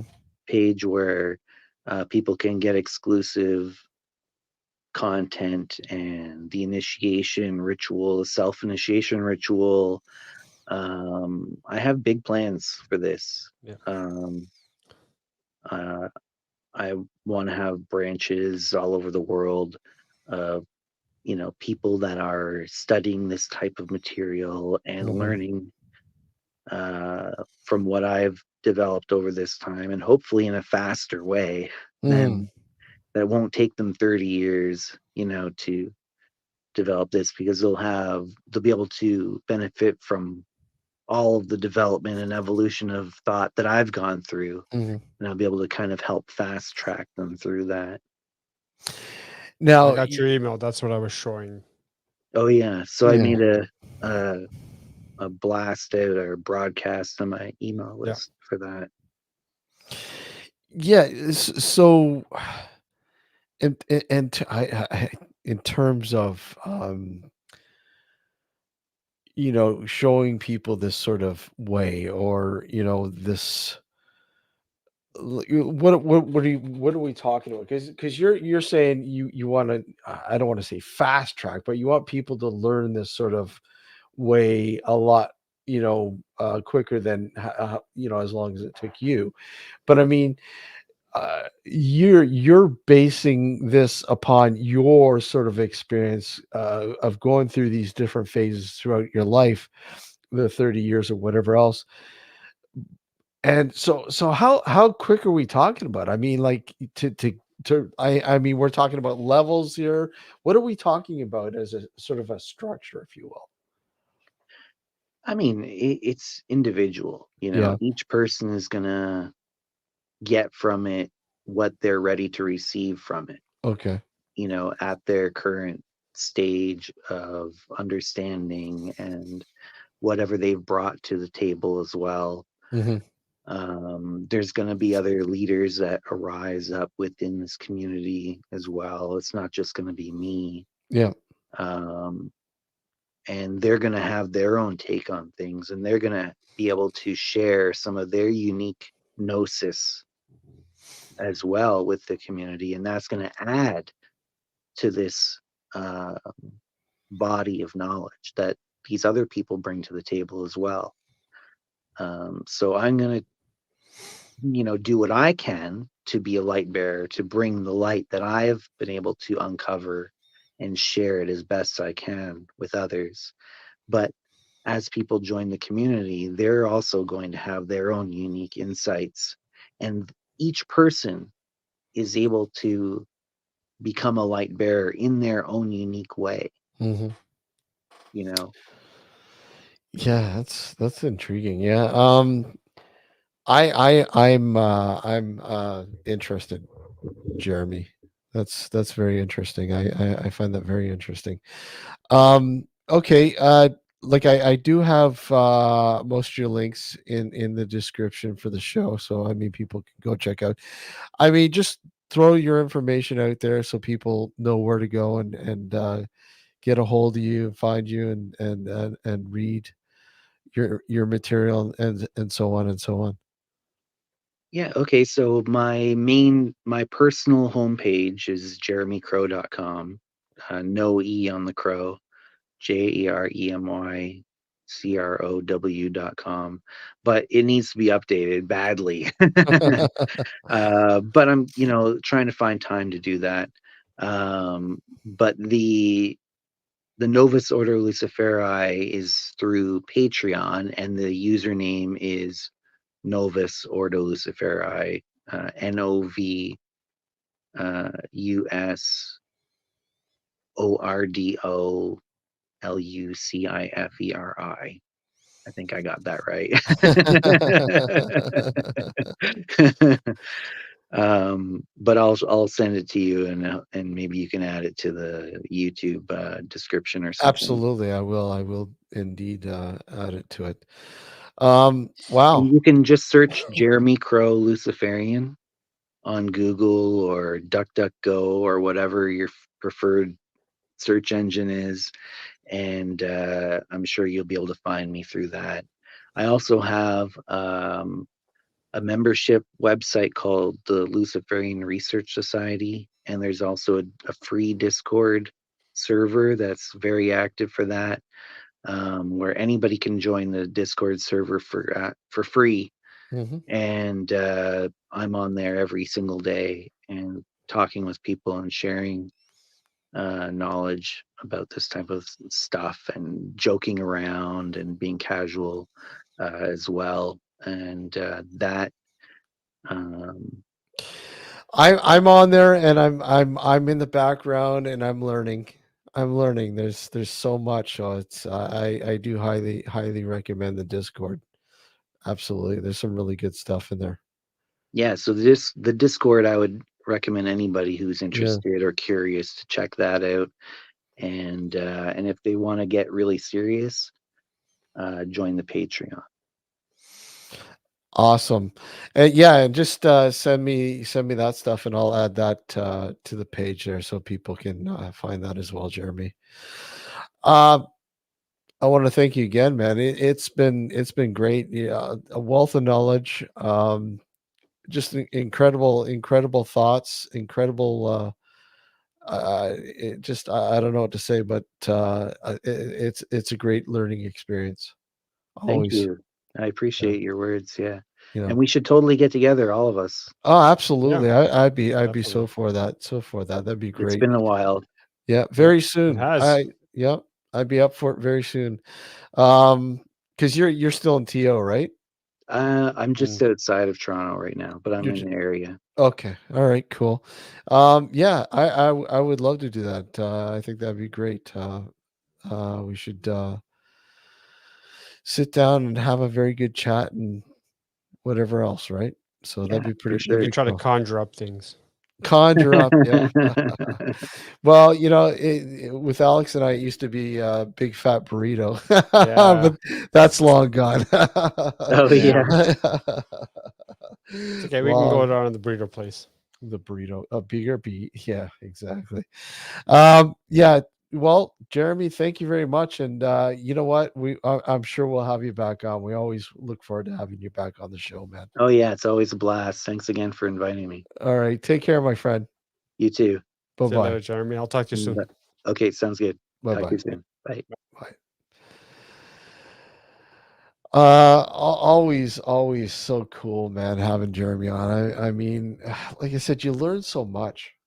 Yeah. And I mean, you're well educated in that, but me, I mean, I'm still learning a lot of that stuff, and it's just so it's like, wow, the Well, guy. I mean, I'm not overly educated on this stuff. I mean, More than I am. More than I Yeah, am. I've studied it more than you, for sure. Yeah, No, you no studied it doubt more about than I that. have. But it's always nice to have people like Jeremy on to kind of expand on that, because Yeah. I'll be honest with you, I'm lazy. Yeah, me too. You know what I mean? It's like, if there's a quick way to figure something out, I'd rather go through the quick way than take the long route. You know what I mean? Yeah. Like I said, my path with this sort of with the Yeah. occult and all that, The mystical side and everything. yeah, it's been Esoteric. sparse. Yeah. It's been sparse. I mean, Yeah, it's there. well, I'll pick something up, Yeah. and I'm really intrigued with it, interested, and then something else will kind of take my mind off it, and then I'll go back to it. And I'm the same way, man. I'm the same way. man, Yeah. I find it fascinating. All my whole life, I've found it fascinating, but I think I've never been able to take it to the next level. I think, and I think I'm that's the what I would like to do. That I think that would be very intriguing to understand it a little, See, in greater length. I started doing that with two Yeah. other guys. Mhm. I started doing I helped put, well, I wouldn't say I helped put together. I put together a sort of like A coven, kind of, if you want to call it that. No, just kidding. Go ahead. No, but you're not wrong. No, I know. It was between myself and two other guys. Mhm. We would meet weekly, and we would try to sort of. We started off with the meditation. Yep. We started off also with a protection ritual, Mhm. and then we would be, one person would perform the ritual, the protection, and then we would start meditating, and we would try different things. Mhm. Right? We would try to see if we can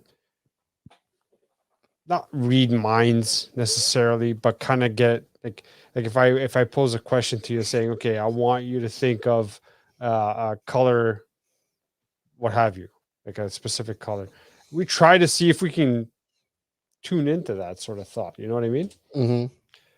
That didn't last, unfortunately, because one of the guys started to like wanted to take this group way out there, and it just didn't want it to go there. Anyway, Well, that's the thing. I mean, people have, their different ways of viewing this. I mean, yeah, there's so many, and that's what kind of got me confused all the time, because there's just so many different variations and ways of looking at this. And yeah, I'm sure there's a generalization of it all, but there's just, people have these different sort of splinter ideas yeah, of of course. how they'd Yeah. like to sort of run this sort of, But why do you you think know there's so many different variations of well, that's what Christianity, or even like other religions? exactly, It's exactly, because everybody thinks that they're right, exactly. and they interpret things differently. So they Mhm, think, okay, well, this is my interpretation of how the Bible is. I'm correct. Fuck mhm, you. You don't like it? Too bad. This is the way mhm. it is. Yep. It's no different when it comes to magic and esotericism. Well, You have exactly. Yeah. different schools of thought for the same exact reason that you have different schools of religion, Mhm. right? Everybody interprets things differently. And that's the Yep. biggest problem, Yep. right? Yep.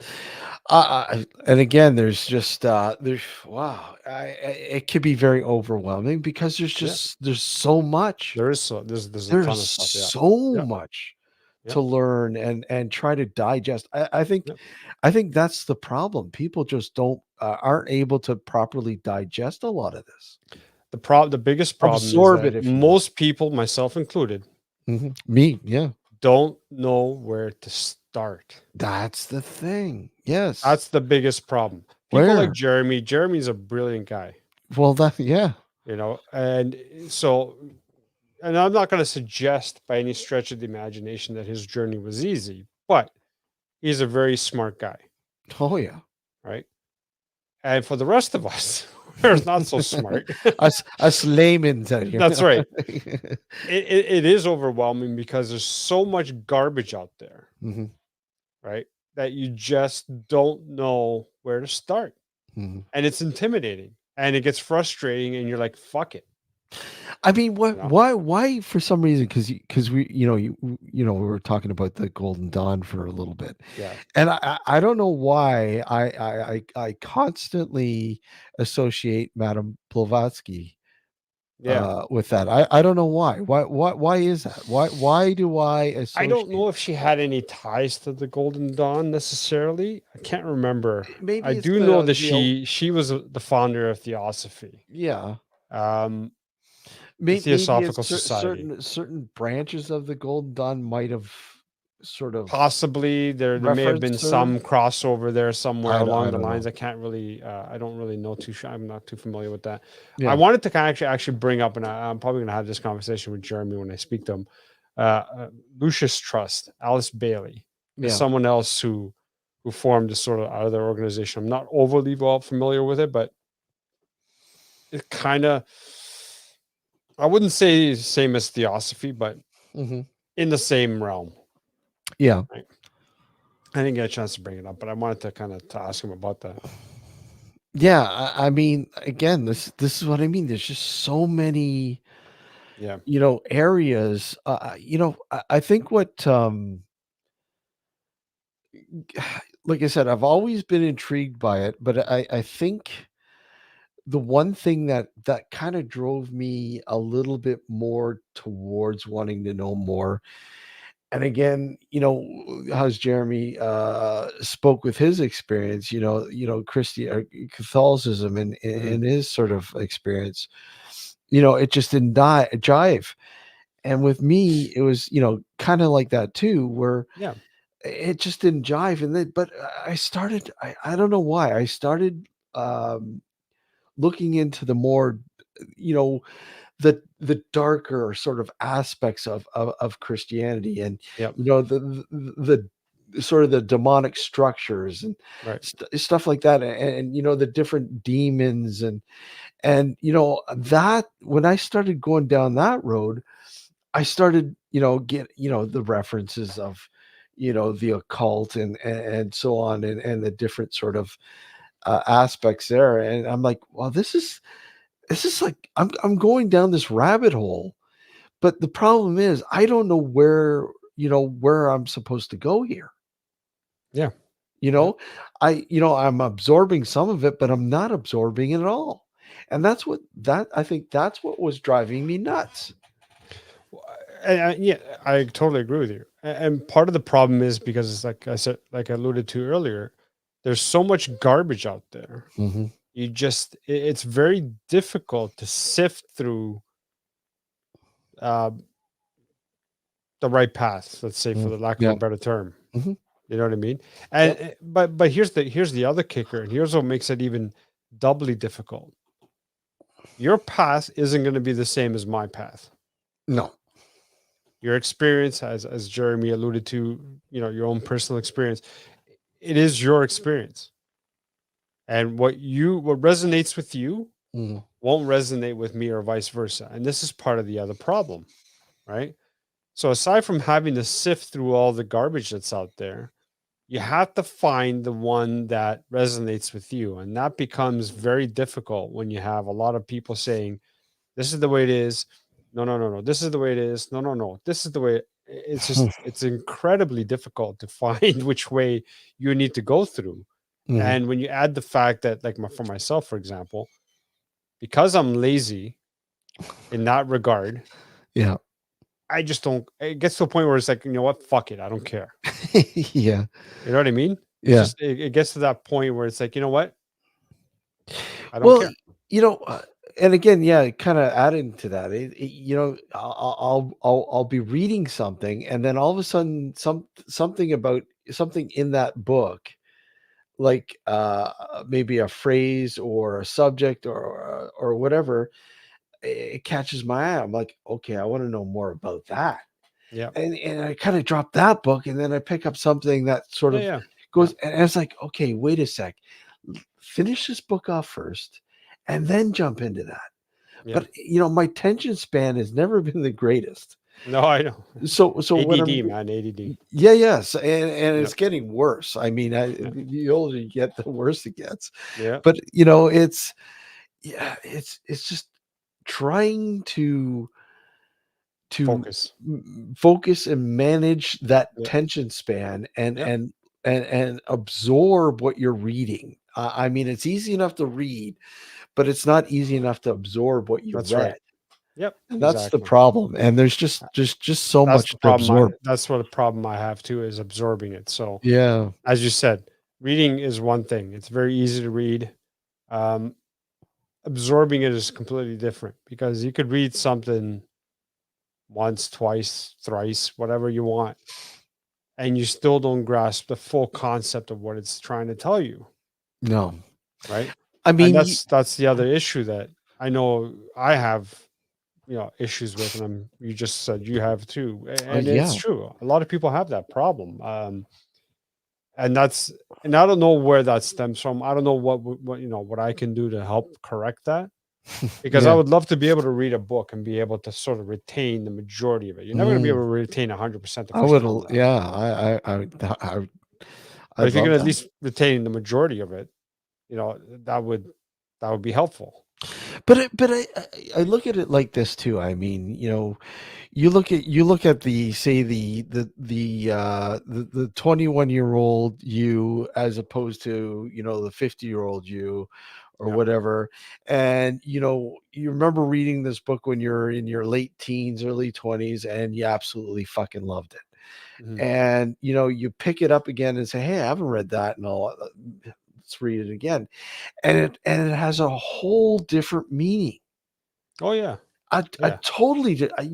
Wait a sec, I don't remember this being like this. Yep. Wait a sec here. Well, I totally missed that.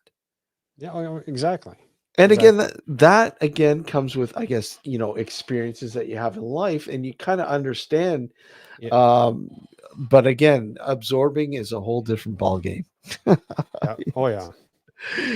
So, but well, thanks, Jeremy, again. Incredible information, incredible knowledge, and I do look forward to hooking up with you guys and sitting down and just whatever, that'd be Just really having a conversation about all this. having a conversation. That'd be really cool. That'd be cool. Yeah. I would absolutely love that. Yeah.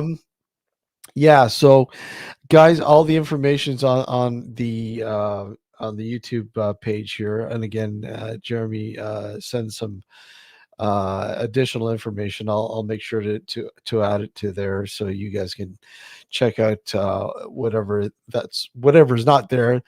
Eventually will be there. We have so far we got Sunday, February 18th. We have UFO UK based UFO researcher Steve Willis coming on. He's coming on again. That show will be starting at 6 p.m. Eastern Standard Time, 11 p.m. UK time. Again, that's February 18th. And again, we've got some more guests. It's just a matter of timing and dates and so on. And once those are hankered down, we'll get those out to you guys too. Please smash the like button if you haven't already, and if you haven't subscribed, please subscribe. Help us reach that 1K mark. We're almost there, man. Yeah, we're almost 9-12. there. Come on, Yeah, 9-12. push it over the barrier. Yeah, exactly. So yeah, hit the subscribe button if you haven't already, and if you enjoyed tonight's show. And if you got any suggestions on guests that you like or topics that you'd like us to talk about on the show, let us know, man. Let us know. Drop a comment in the show comments here. Let us know. Until next Sunday night, folks, take care. And once again, Jeremy, thank you again for coming on the show. Yeah, take care, everyone. See you Have a later. good one. Take care. Later.